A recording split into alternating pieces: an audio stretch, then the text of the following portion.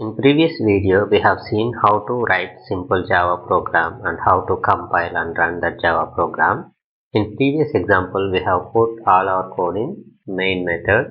That is not object-oriented way of writing programs. Object-oriented programming is a methodology that organizes software programs as a cooperative collection of objects. Let's start making some objects of our own. Let us see objects and classes in detail. If we look around, we will find many real-world entities: car, dog, student, person, pen, etc. Real-world entities share two common characteristics. They all have state and behavior. For example, dogs have state, name, color, breed, hungry, and behavior, barking, playing, wagging its tail.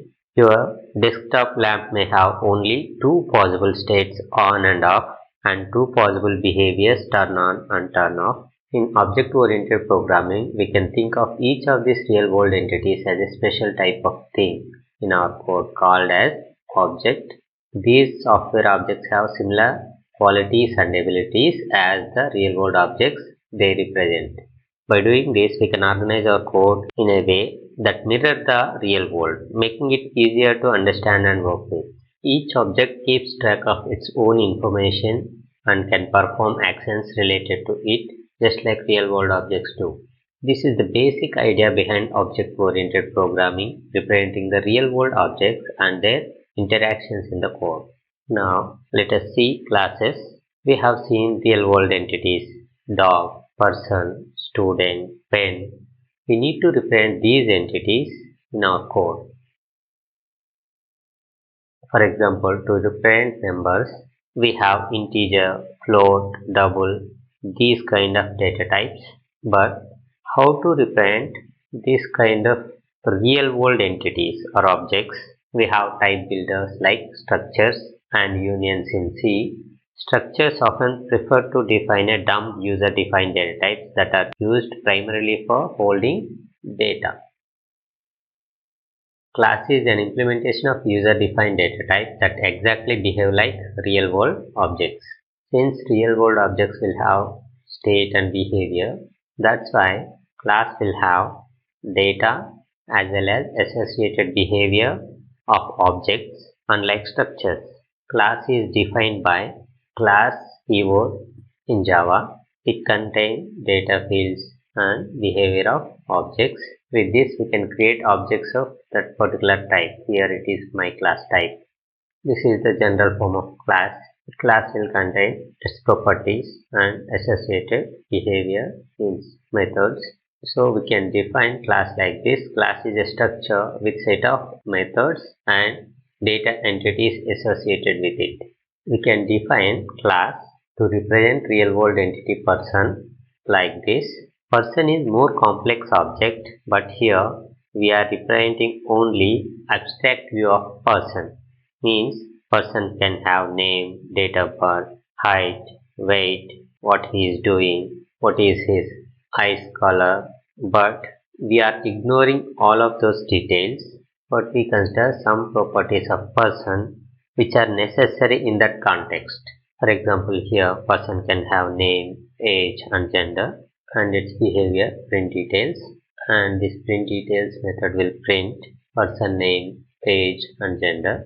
So here this class representing the abstract view of person. It is not representing entire person, so we can define class like this. Class is an abstract data type template through which objects are produced. You can also define like this. Class is a blueprint or template for creating objects. In Java, class tells the Java virtual machine how to make an object of that particular type. Here, type is person. This person is user-defined data type here.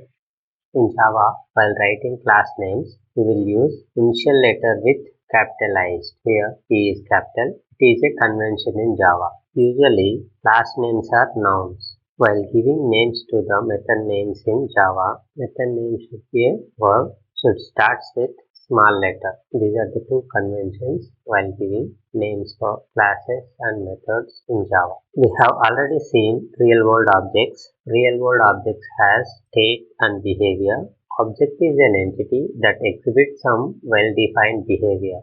The structure and behavior of similar objects are defined in their common class. All these classes have common behavior, so they all can be represented with one class R. We design a template that is a class to design objects. So we can define software objects as instances of abstract data type class. It is a concrete entity based on the blueprint defined by class.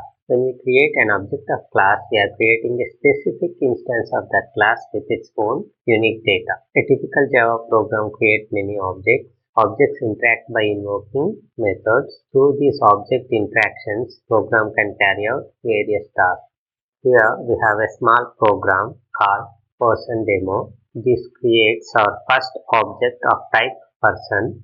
As we know, class provides the blueprint for software objects. So we can create objects from class. Here this statement person1 equal to new person. This is the constructor. From this PersonDemo class creates an object of type person and assigns it to variable person1. After the statement execution completes, this person1 will refer to an instance of person object. One person object will be created that will be referred by this variable person1. This statement has three parts: declaration, instantiation, and initialization. Let's see first part, declaration. Java cares about type. Variable must have type, variable must have name. It won't let you put a floating point number into an integer variable unless you acknowledge to the compiler that you know you might lose precision, like everything after the decimal point you will lose. Look at primitives first, then go on to objects. This is the declaration of integer variable count. Here int is the type and count is the name of variable. In the same way, we can declare reference variable for objects also. To declare a variable of person type, we can do like this. Here person is a type and person1 is a variable name. This statement tells the JVM to allocate space for reference variable and give the name to that variable person1. This reference variable is forever of type person, means it cannot hold any other object type. Here we declared variable person1. Its value is undetermined until an object is actually created and assigned to it. Declaring this reference variable does not create object. We must assign an object to person1 before we use it in our code. Without assigning object, if we try to access it, we will get compilation error. Here this person1 references no object. Second part, instantiation, means creating an object. With this we can create an object of type person. This tells the JVM to allocate a space for new person object on the heap. This new operator instantiates a class by allocating memory for a new object. This new operator also invokes the object constructor. This new operator requires a single argument that is called to constructor. This name of the constructor provides the name of the class to instantiate. After creating the object, the new operator returns a reference to the object it created in the heap area. Returns a reference means it will return the address of the newly created object. This reference is usually assigned to a variable of appropriate type. Here this object of type person, so this reference will be assigned to a variable person1 which is of type person. In this statement we are linking the object and its reference. Let's see third part, initialization. This class do not have constructor. If we do not explicitly write a constructor in Java program, Java will automatically provide a default constructor for us. This default constructor initializes all instance variables to their default values, means null for reference types like string and object types, 0 for numeric types like integer, and false for boolean types. The result of executing this statement from the PersonDemo class can be visualized like this. Here this new operator will allocate memory on the heap by calling this person class constructor. Here it is a default constructor. Assign default values, name and gender as string type. So null is used as a default value, age is an integer, so 0 is used as default value here. After creating this object, new operator will return its reference that is stored within this person1 variable, which is of type person. Now this person1 is pointing to this person object. Once we have created an object, we probably want to use it for something, like we may need to use the value of one of its fields, change one of its fields value, call one of its methods to perform an action. Let's see how to access the object fields. Object fields are accessed by their name. We may use a simple name for a field within its own class. Here, these are the attributes of this person class. To use these fields or attributes within the same class, we can use just simple name. Here, to print the name, age and gender, I can access those fields with these simple names, name, age and gender.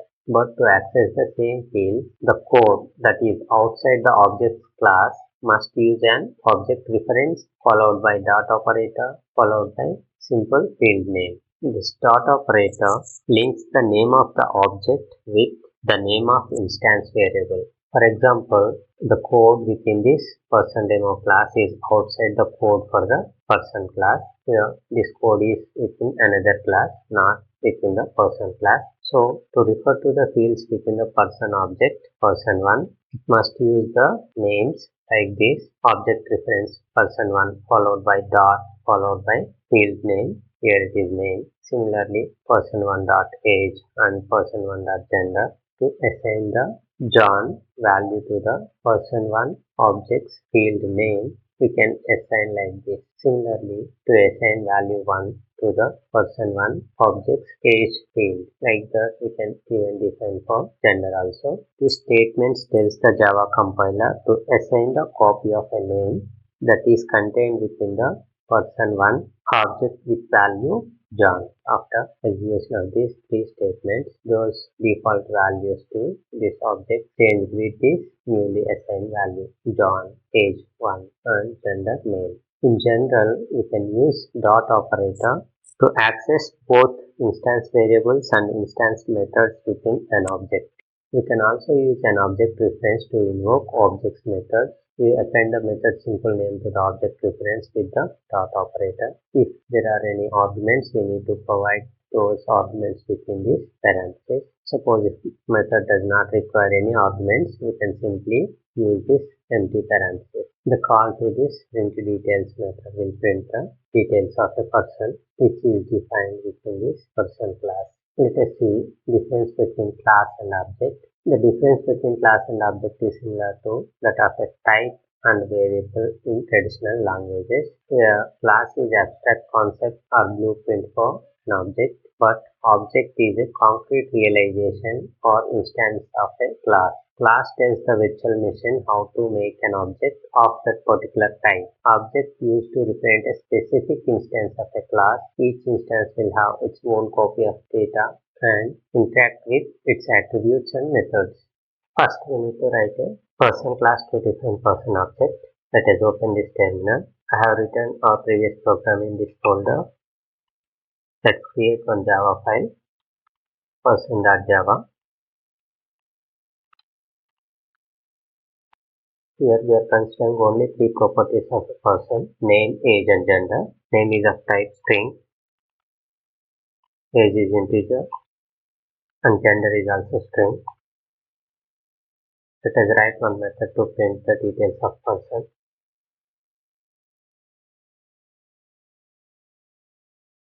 This method is inside of this person class, so we can access these properties name, age and gender with simple name.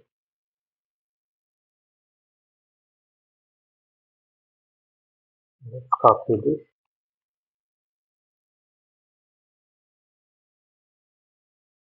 Let us save this file. Let us create another file, PersonDemo.java. Now write class PersonDemo to create object of person class. This class should be declared as public since we need to write main method here. We need to define main method.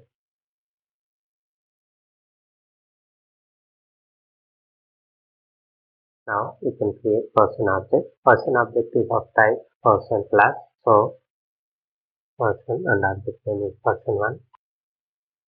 Now we can create objects by using this new operator by calling this constructor person. In our class, we did not define any constructor, so we are using this default constructor person to create object. When we use this default constructor, if we use default constructor to create a object, it will initialize all the fields with default values like this. Name will be initialized null, age with 0 and gender with null. So let us update the data in person1 object. Since we are accessing this person1 from outside of person class, so we need to use object reference.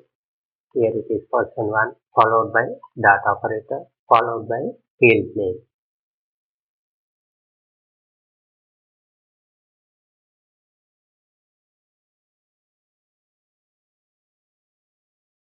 Let us call print details method. We are calling that method from outside of the person class, so use object reference here. Person1 followed by dot followed by method name.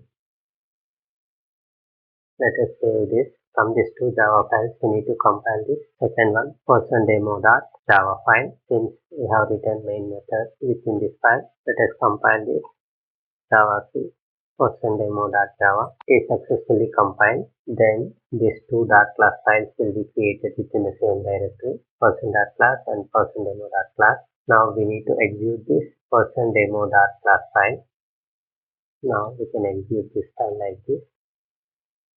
Here this is the output, name John, age 1 and gender male. This data fields will be updated with new values like this.